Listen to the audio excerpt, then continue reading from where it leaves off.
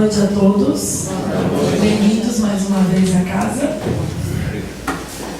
Bom, hoje eu escolhi falar um pouquinho sobre o conhecimento, mas um conhecimento que muitas vezes a gente tem deixado de lado nos dias de hoje, em função de a gente viver várias pressões aí que a gente se permite, né? Viver várias pressões no nosso dia a dia, principalmente em relação ao externo, né? As pressões externas que a gente vive de como que a gente tem que ser, o que a gente tem que fazer, o que é legal a gente falar, que lugares a gente tem que ir, e que a gente muitas vezes acaba deixando então esse conhecimento, que é o autoconhecimento, de lado, né? Eu penso que na história da humanidade nunca as pessoas buscaram tanta instrução como se busca hoje, nunca tivemos tanto acesso à educação como a gente tem nos dias de hoje, isso de modo geral, né?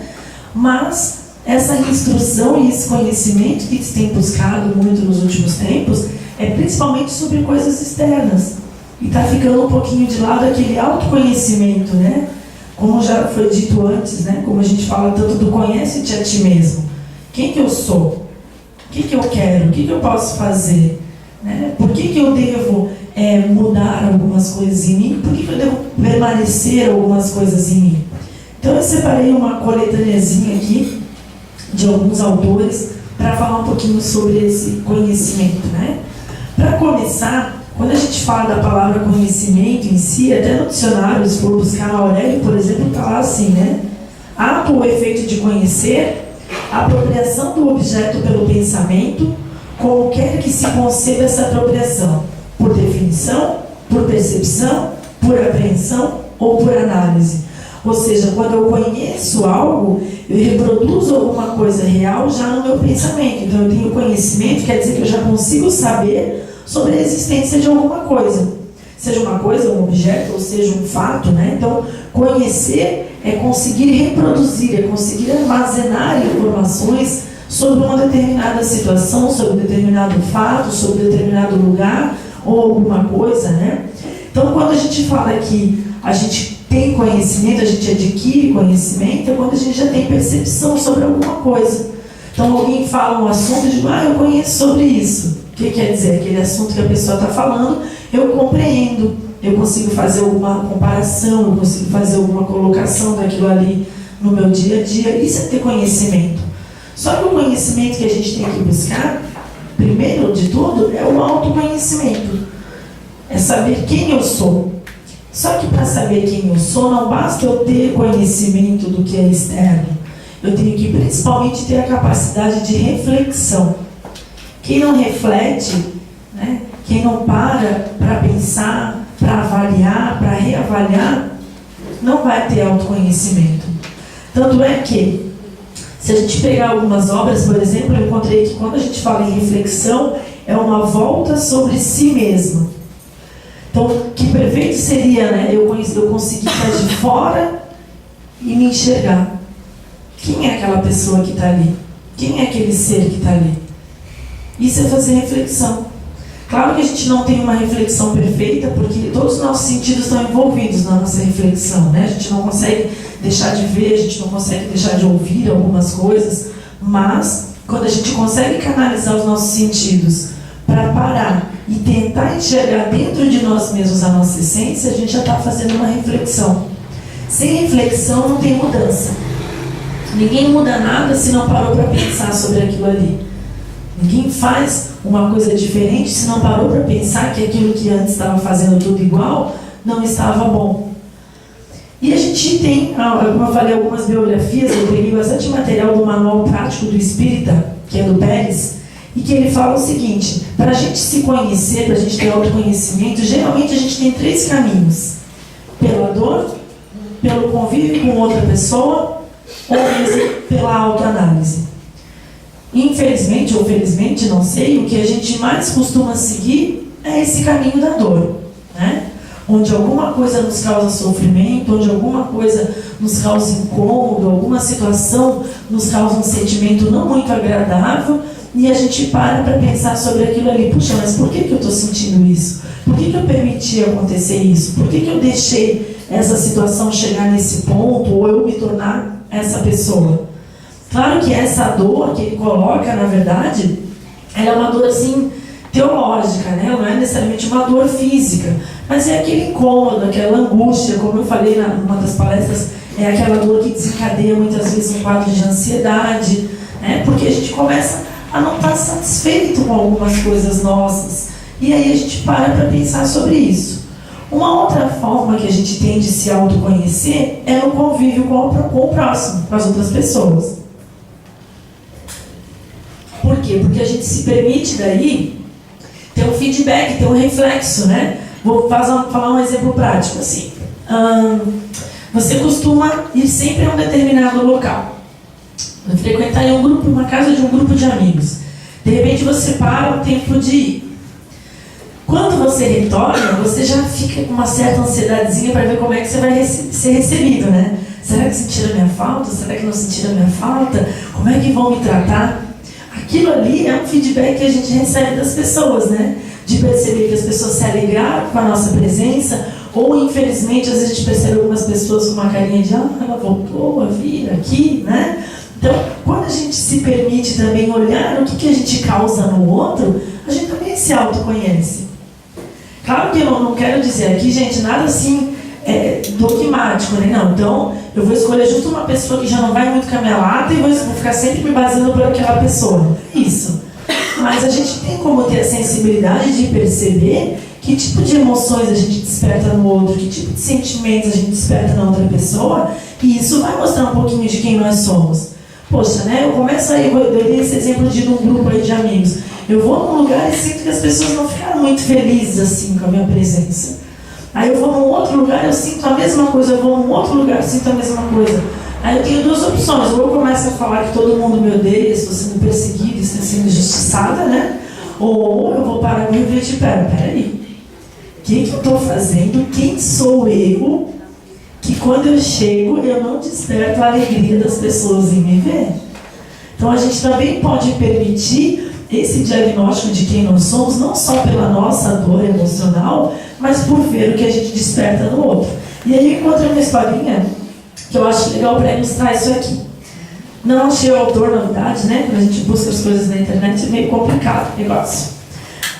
E aí eu encontrei essa historinha aqui. Nos Estados Unidos, a maioria das residências tem por tradição em sua frente um lindo gramado e diversos jardineiros autônomos para fazer apalos nesses jardins. Muitas pessoas vivem, né, nesse país e em outros também, né, gente, de receber alguns trocados para cuidar do jardim das pessoas. Um dia, um executivo de marketing de uma grande empresa americana contratou um desses jardineiros. Chegando em sua casa, o executivo viu que estava, na verdade, contratando um garoto de apenas 13 anos de idade. Mas, como já estava contratado, ele pediu para que o garoto executasse o serviço, mesmo estando um pouco indignado com a pouca idade do garoto em questão. Ele observou o garoto trabalhando, o garoto fez tudo certo. Quando o garoto já havia terminado o serviço, ele solicitou ao executivo uma permissão para utilizar o seu telefone de casa. E foi prontamente atendido. Contudo, o executivo não pôde deixar de ouvir a conversa.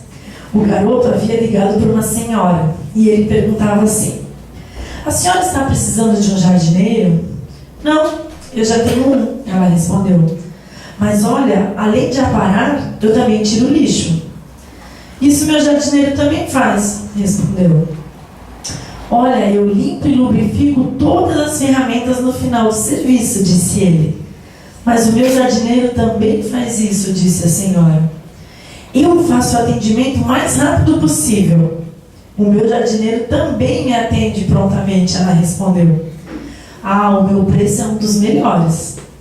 Olha, não, muito obrigada. O preço do meu jardineiro também é muito bom. Desligando o telefone, o executivo disse a ele: meu rapaz, não pude deixar de ouvir a sua ligação. Parece-me que perdeu um cliente, certo? E o garoto responde: não, eu sou o jardineiro dessa senhora. Eu estava apenas medindo o quanto ela estava satisfeita com o meu trabalho.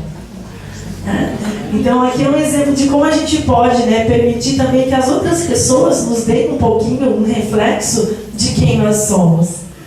Como eu falei, daquilo que a gente desperta no outro, daquilo que a gente traz na presença do outro, a gente se conhece também. E como eu tinha dito que eram 3 formas, né, pela dor, pelo convívio com o outro e também em autoanálise, vamos falar um pouquinho dessa autoanálise, assim, né? É uma coisa um pouquinho mais complexa. Uma coisa um pouquinho mais complexa. Então, seria o quê? Seria, na verdade, a gente se compreender, a gente se ver como estando um ser em partes, né? Ou em escalas diferentes. Então, eu paro primeiro para me pensar filosoficamente. Eu consigo viver em paz com a verdade, com o mundo, com tudo que está acontecendo? Eu sou uma pessoa que consegue refletir sobre o que acontece no mundo? Depois, psicologicamente, né? Eu sou um ser que eu consigo viver em paz comigo mesmo? Então, além de eu me relacionar com o outro, eu estou bem comigo, eu me aceito, eu sou feliz com quem eu sou? E depois, o aspecto religioso, né? Eu consigo viver em paz como um ser transcendental? Eu me lembro de que há uma força maior, de que há alguém maior me guiando, me orientando, me dando a minha vida, que me deu, né, a minha vida, que me deu essa possibilidade de estar aqui hoje. Então, quando eu falo em autoanálise, é nesse sentido, né, da gente parar e começar a refletir um pouquinho como um ser maior que a gente é, porque a gente desempenha vários papéis aí no nosso dia a dia, né? Tanto é que às vezes a gente comenta, a fulana é uma ótima mãe, mas não foi uma ótima esposa. Ou é uma ótima esposa, mas não foi uma boa profissional. Porque nós temos, né, nessa encarnação, né, nós temos essas funções a cumprir aí no nosso dia a dia. Muitas vezes, em algumas delas a gente tem mais sucesso, em outras a gente tem um pouquinho mais de dificuldade, porque a gente veio para aprender, a gente não veio pronto, né? Gente, hoje eu vou tomar muita água, estou tomando um remedinho que me seca a alma, eu acho. Ele me faz sentir um camelo. Bom, quando a gente fala de autoconhecimento, não é uma coisa muito nova, né? Eu falei ali no começo que é uma discussão que a gente tem que trazer, porque nos dias de hoje, se a gente for ser bem sincero e perceber bem, a gente está deixando de lado. Muita coisa a gente está deixando de lado, né? Semana passada eu me assustei, eu estava caminhando aí no calçadão, intervalo de trabalho ali em Itajaí, e eles estavam mexendo nas montagens de coisas para Natal, semana retrasada, desculpa. Montagens e coisas para Natal, e gente, foi muito engraçado. Tinham duas pessoas caminhando próximas a mim. Uma do lado direito e uma do lado esquerdo. Uma rapidinho, ela comentou com quem estava com ela assim, meu Deus, já é Natal. E ao mesmo tempo, do meu lado de cá, fez assim, meu Deus, já é Natal. E aí eu comecei a rir sozinha no meio da rua, né? Porque olha como a gente, quando eu digo do autoconhecimento, como a gente pode perceber que tipo de visão que a gente tem de mundo, né? Então eu não conversei com elas, não estou aqui para julgar, não é isso. Mas rapidamente o que me veio à mente? Provavelmente essa senhora falou, meu Deus, já é Natal, ela focou muito mais no aspecto material da coisa, né? Porque o que a gente pensa, nossa, nem paguei os negócios das crianças, não paguei nem, né? E já está o Natal aí.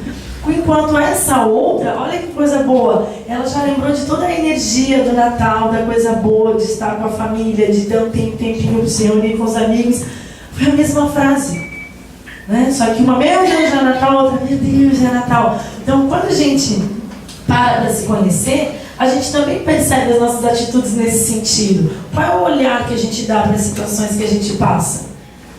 Eu poderia ficar aqui dando milhares de exemplos. Você entra num consultório médico, eu tive essa experiência, né, agora fazendo esse tratamentinho há uns dias atrás, e aí você vê essas pessoas que têm o mesmo diagnóstico. Aí tu vê uma que está assim, né? A impressão que dá que ela pensa já que já está indo, né? Já deu para ela. E aí tu vê uma outra que está ali no jornal, ali numa boa, tá sorridente, puxa um papo, a outra já fica ali meio ansiosa, nervosa, contando a hora de entrar. Muitas vezes é o mesmo diagnóstico. Por quê? Porque nós escolhemos como nós vamos nos sentir diante de uma situação. A gente não pode escolher a situação, né? Não é isso. Não estou dizendo que tu tropeçou e diz, que linda essa pedra. Não, naquele momento ali doeu, eu fico bravo, mas eu posso simplesmente aproveitar para a próxima vez cuidar que vai ter pedrinha por ali, ou eu posso passar o resto da minha vida contando a história da maldita pedra que estava no meu caminho. Então a gente tem que escolher como a gente vai levar as situações. E isso não é uma coisa nova, como eu falei, tem que trazer essa reflexão porque hoje está muito forte, mas não é novo. Tem as questões do Livro dos Espíritos, a 919 e 919A, né, que Kardec, que foi um grande conhecedor das nossas mazelas humanas, ele questiona o espírito da verdade justamente sobre como que a gente pode evitar de uma forma melhor o mal que nos cerca, como que a gente pode viver de uma forma mais plena, como que a gente consegue ter coragem para fazer mudanças. E o que os espíritos respondem? Que primeiro a gente tem que conhecer a nós mesmos. Conhece-te a ti mesmo, né? Ou seja, se a gente for ler essa passagem aqui, Santo Agostinho deixa muito claro que ele fala que todas as noites a gente devia, antes de dormir, revisar o nosso dia. Refletir sobre o nosso dia. E como eu falei lá no começo, refletir é um exercício de autoconhecimento. Né? Então eu deitei, vou lá, deixa eu pensar tudo que eu fiz hoje, como é que foi, o que aconteceu, como é que eu reagi diante das coisas que aconteceram perto de mim. Se a gente faz esse tipo de reflexão, a gente está analisando. A gente está, não gostando da palavra análise, mas isso é outra questão. A gente está avaliando o nosso dia. E se eu faço uma avaliação, para que serve uma avaliação? Para eu conhecer o resultado de um processo e para eu ter a possibilidade de mudar esse processo quando precisar. Parece uma coisa meio complexa, mas é isso. Você terminou o teu dia, você pensa, puxa, hoje eu fiz isso, isso e isso. Aconteceu isso, isso, isso, e eu me senti assim. Então eu passo a me conhecer, puxa, não é a primeira vez que acontece tal coisa, eu fico assim. Então eu já estou me diagnosticando, eu já sei que determinada situação não me faz bem. E eu estou mudando meu padrão vibratório sempre que ela acontece. Eu posso evitar que essa situação aconteça? Posso. Eu vou deixar de ir ali e vou para lá. Beleza, então agora eu vou evitar. Não, eu não posso. Essa situação vai eventualmente acontecer na minha vida, eu não posso impedir que ela aconteça. Mas então eu vou me planejar, eu vou me organizar, para que quando ela aconteça de novo, eu não reaja daquele jeito ali que me fez mal. E aí eu estou fazendo o quê? Um exercício de autoconhecimento. E aí eu já sei, eu já passo a me conhecer, eu já sei como que eu costumo agir diante de algumas situações e eu passo a me preparar para elas. E eu passo a me prevenir para elas. Isso é exercício de autoconhecimento. Claro que isso traz dificuldade, né? Isso traz bastante dificuldade, eu elenquei aqui vários itens assim para falar sobre as dificuldades. Primeiro porque autoconhecimento, como já disse, sou eu mesmo que tenho que ter de mim. E aí, quando eu mesma sou o juiz, eu corro o risco de dar uma amenizada no negócio, né? Muitas vezes a gente é extremo, ou a gente se pune demais por algumas situações, ou a gente se perdoa demais até.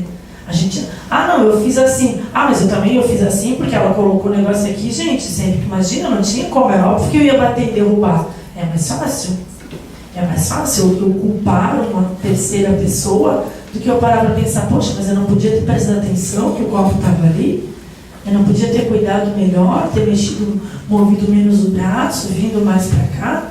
Então, quando nós somos os nossos próprios juízes, é um pouquinho complicado fazer o exercício de autoavaliação, porque a gente ou se cobra demais, ou a gente releva demais. Então, a gente tem que fazer isso com o quê? Com consciência, com amor, com humildade.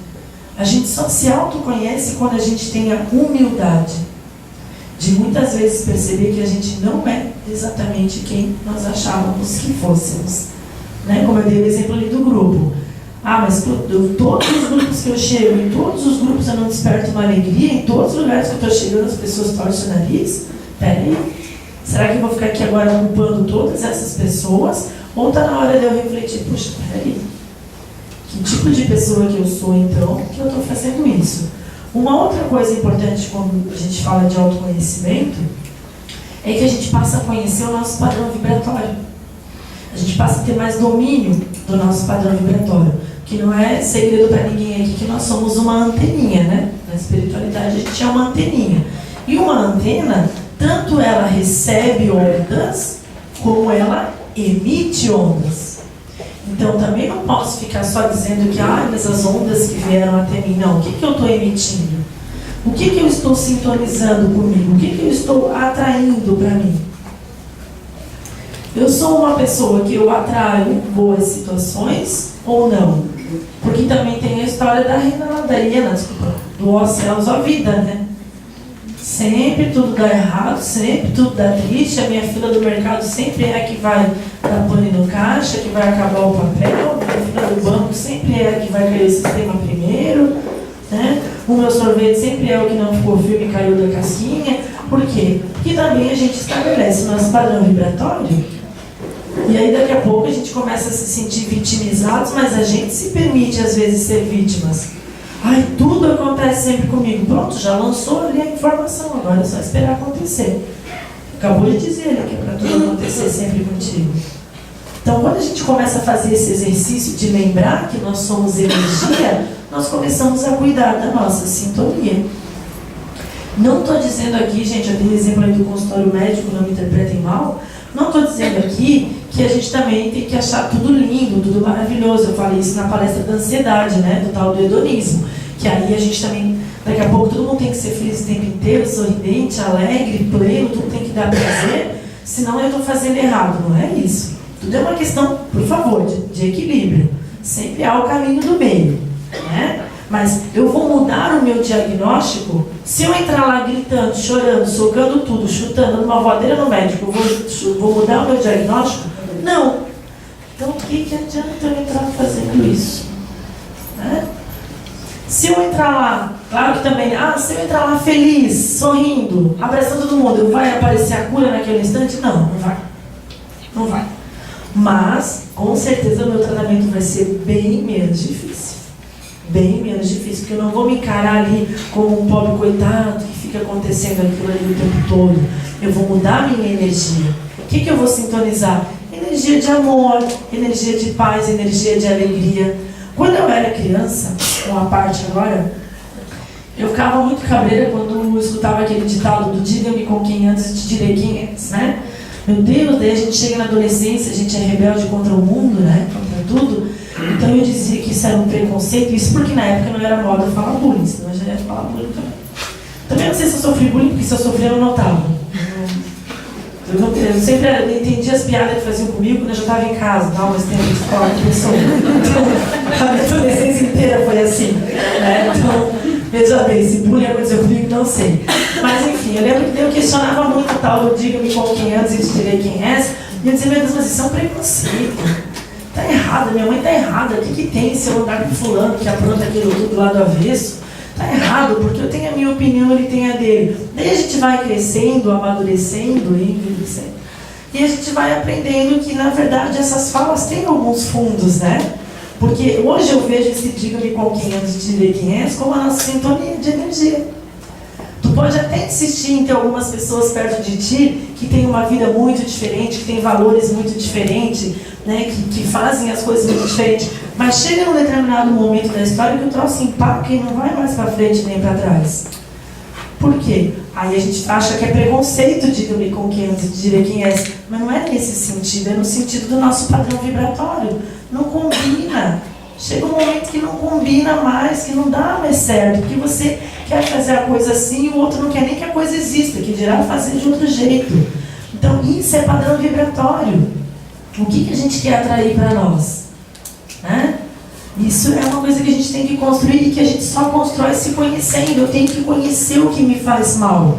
Qual é a vibração que vai marcar a minha energia? Eu quero ser conhecida por emitir que tipo de onda, então? Né?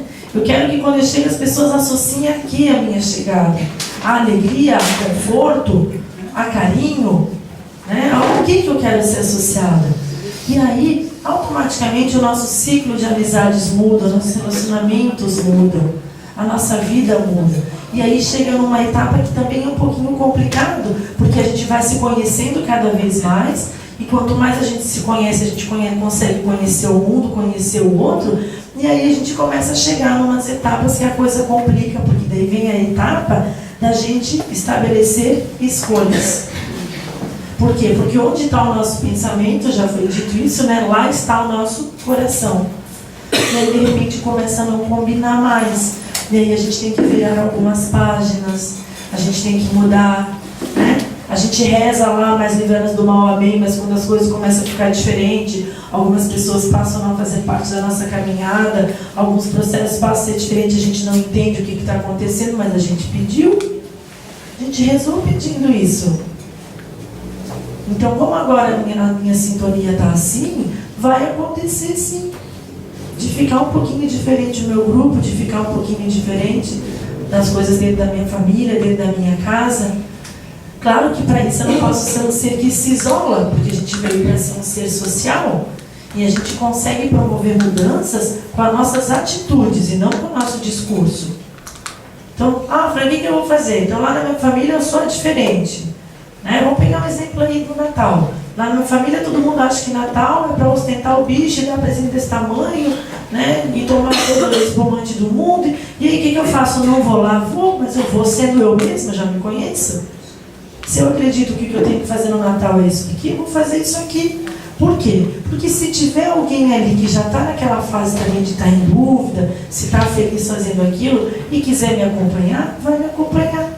Mas eu estou fazendo a minha parte de estar com as pessoas, de ser feliz com as pessoas. Porque senão a gente vira um monte de rabugento, né?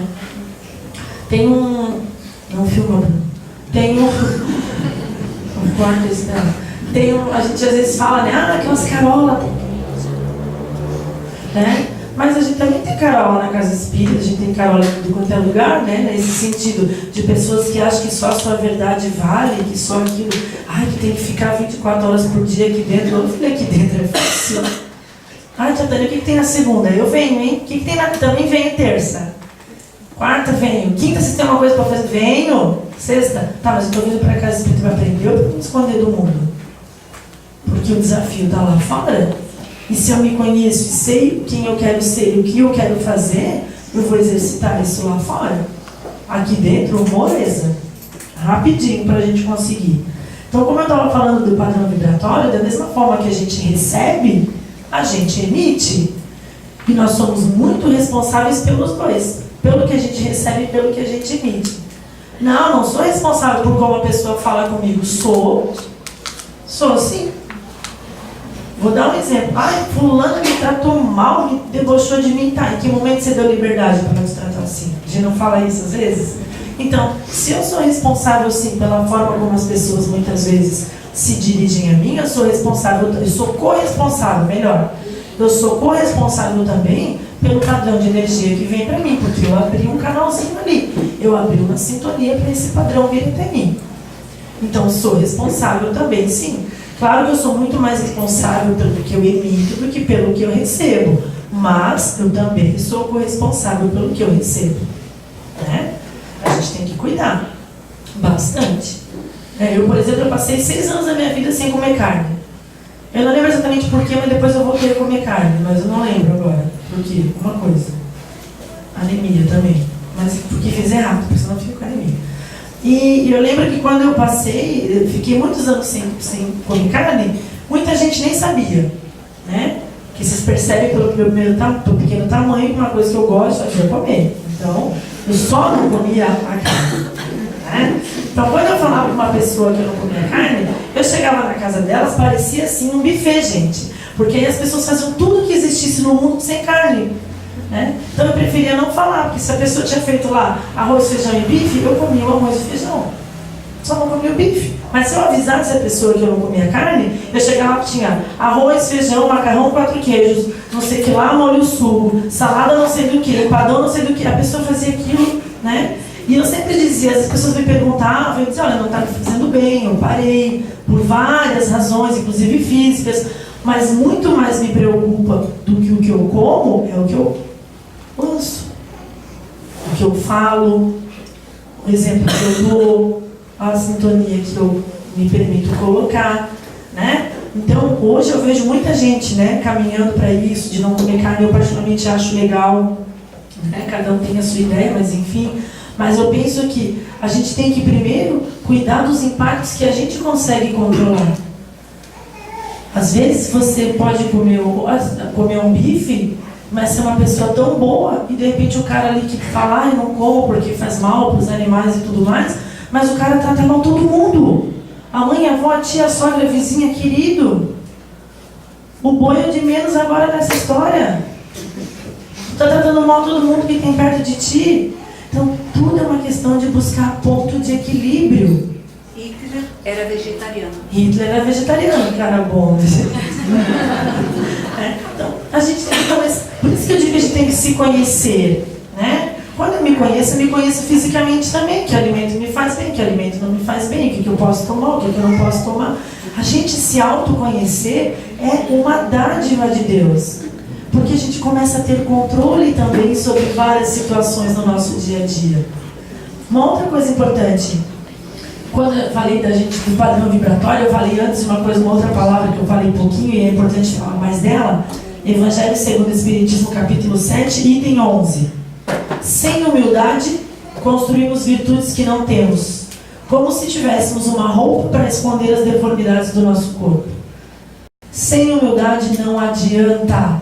E não é falsa humildade, né? Porque tem gente que, pelo amor, não, cara. Falsa humildade, né?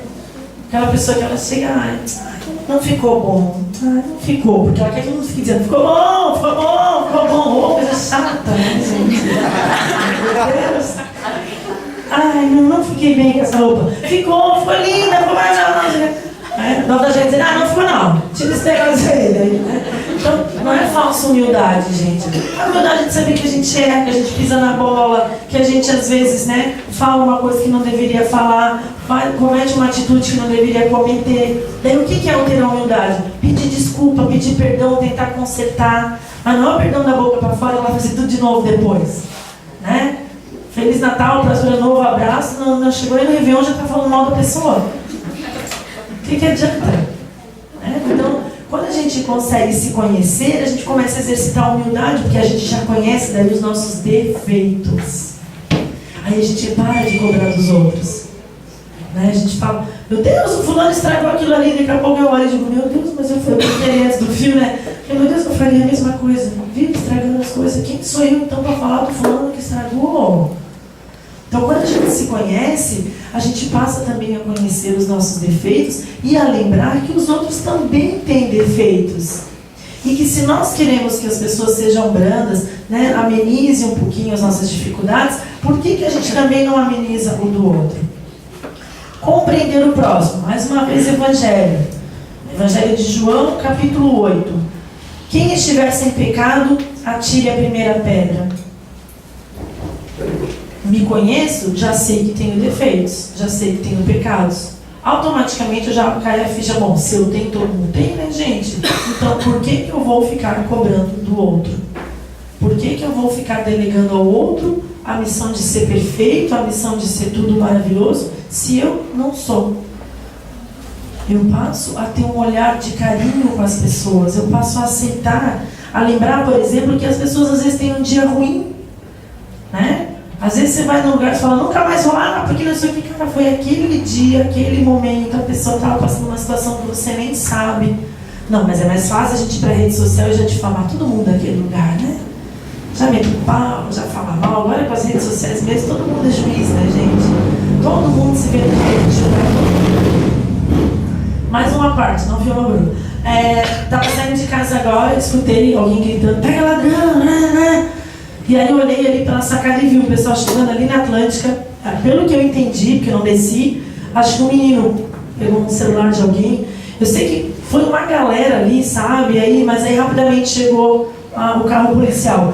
E eu de roupão só berrei pro meu marido assim, se eu escutar que alguém tá batendo em alguém, eu vou descer do jeito que eu tô. E ele só fez assim, que ninguém esteja batendo em ninguém. Porque, gente, é outra coisa que me assusta. Agora todo mundo é justiceiro. Hoje abri a rede social, não consegui ficar 5 minutos lendo. Gente botando vídeo e foto. Porque a polícia não faz nada, a gente faz. Porque bateram no menino, porque espancaram não sei quem. São pessoas que o quê? Que não se conhecem. Porque quando a gente se conhece, a gente sabe que tem defeito, a gente para de julgar o defeito dos outros. O cara roubou, tá ali. Quem foi incumbido, quem tem a profissão e a missão de fazer isso é o policial. Agora, eu vou lá e espanco, e chuto, e bato no moleque que roubou, eu sou tão bandida quanto aquele moleque ali. Eu sou tão sem vergonha quanto ele ali. Mas as pessoas que querem, que eu falei no começo, é mais fácil procurar culpados. Porque se eu parar para refletir, poxa, mas peraí, por que esse moleque está fazendo isso? Mas essa hora, esse moleque tinha que estar na escola, onde é que tá? Como é que não está na escola? Tem escola para todo mundo? Como é que esse moleque não está na escola, gente? Quem é que não está fiscalizando que esse moleque não está na escola? Aí eu vou me incomodar, né? E vou incomodar algumas pessoas também. Então é mais fácil ir lá e meter porrada no moleque. vez que a gente se conhece, a gente muda de postura. Olha esse texto. Isso aqui eu escutei hoje de manhã, deu tempo de colocar aqui. Certo dia, Thomas Edison chegou em casa com um bilhete para sua mãe. E ele disse: meu professor me deu este papel para entregar apenas para você. Os olhos da mãe lacrimejavam ao ler a carta. Ela resolveu ler em voz alta para o seu filho. Seu filho é um gênio. Essa escola é muito pequena para ele e não tem suficiente professores ao seu nível para treiná-lo. Por favor, ensine você mesmo. A gente me emociona com isso aqui. Depois de muitos anos, ele veio se tornar um dos maiores inventores do século, como vocês sabem, né? E após o falecimento da mãe dele, ele resolveu arrumar a casa. Quando ele começou a arrumar a casa, ele viu um papel dobrado no canto de uma gaveta. Quando ele pegou o papel, ele abriu e, para sua surpresa, era a tal da cartinha que ele entregou para a mãe dele quando era criança, dada por um professor. Porém, o conteúdo era outro do que a sua mãe tinha lido. E ele leu: seu filho é confuso e tem problemas mentais. Não vamos deixá-lo mais vir à escola. Ensine-o você mesmo. Edison chorou durante horas. E então ele escreveu em seu diário: Thomas Edison era uma criança confusa, mas graças a uma mãe heroína e dedicada, tornou-se o gênio do século.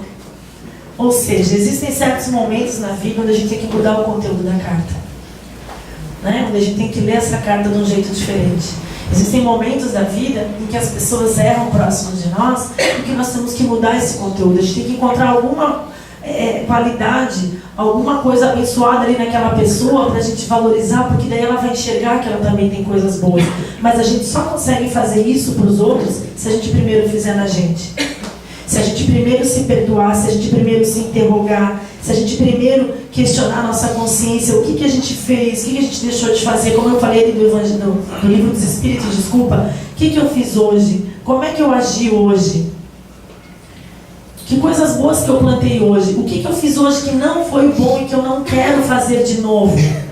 Meu Deus, né? Antigamente a gente tinha tal do diário, no fim das contas era um negócio bom, né? Porque a gente tinha registro ali do que a gente fazia, a gente podia se avaliar.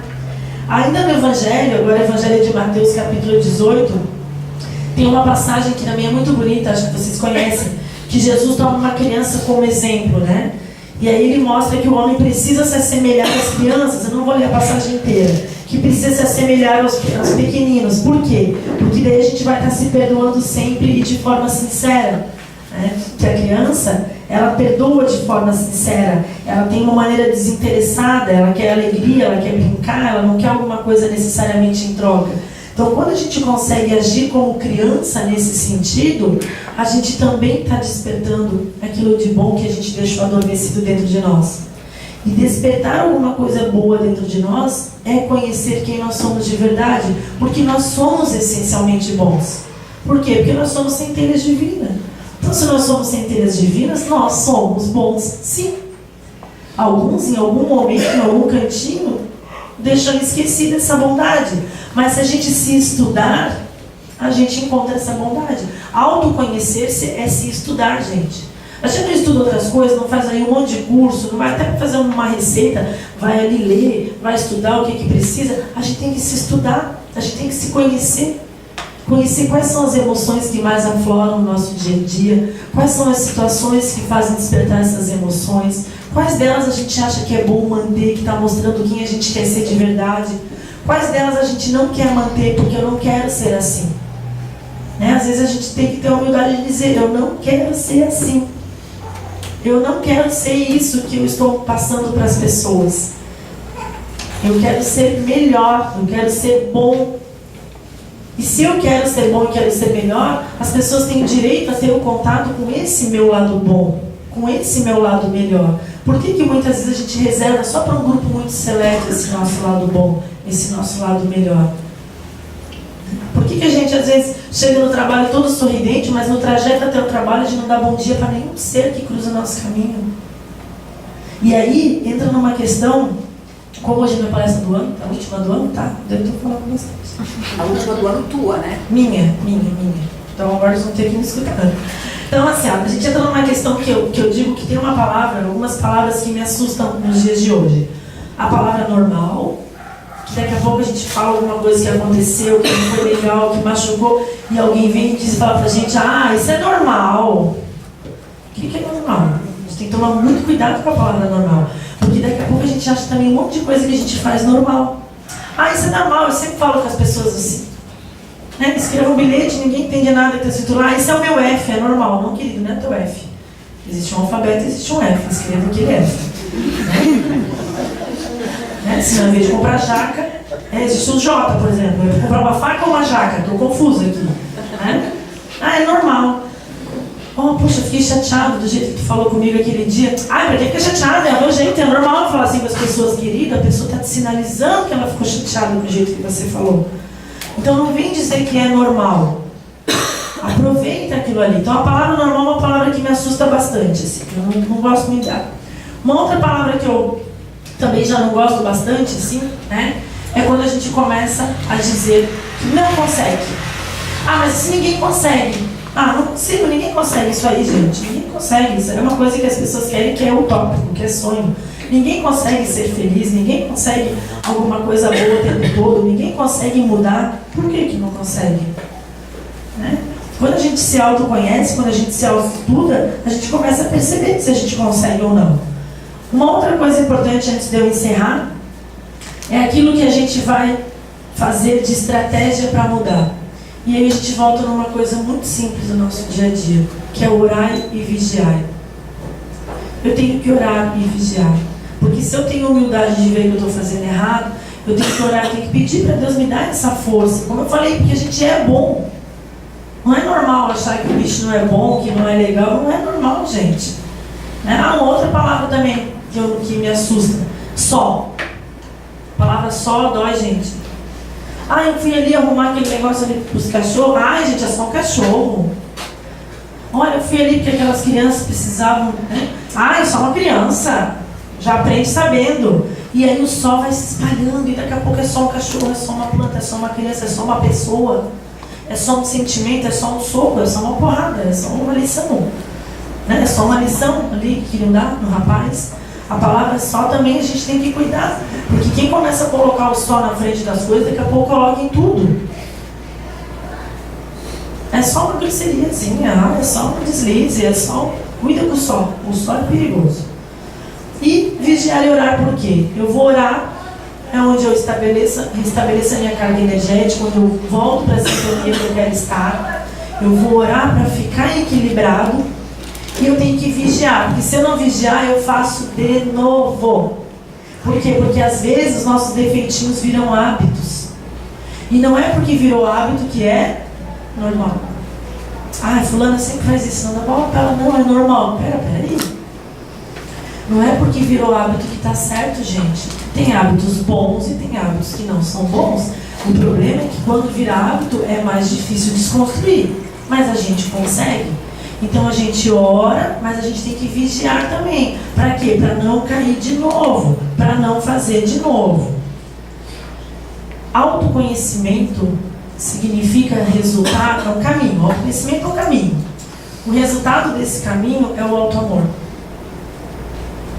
Quando eu me conheço, eu me estudo, eu me melhoro, eu me amo. E quando eu tenho amor, amor é um troço que transborda. Que se eu tenho amor por mim, eu tenho por ela, eu tenho por ele, eu tenho pela planta, tenho pelo animal, eu tenho pela pedra, eu tenho pela lâmpada, não vou tacar pedra na lâmpada. Amor transborda. Ninguém dá ao outro o que não tem. Impossível. Impossível. A gente não pode dar para o outro o que a gente não tem. Se a gente fala que a gente quer paz no mundo, a gente primeiro tem que ter paz conosco mesmos.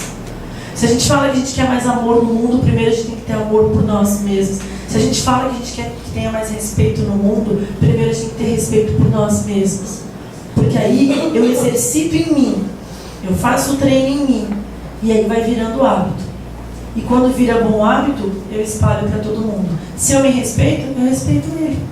Se eu respeito ele, eu respeito a rua. Eu não vou cortar a frente dele na rua porque não é legal. Não precisa ter ninguém me vigiando, me dando multa. Eu não vou fazer.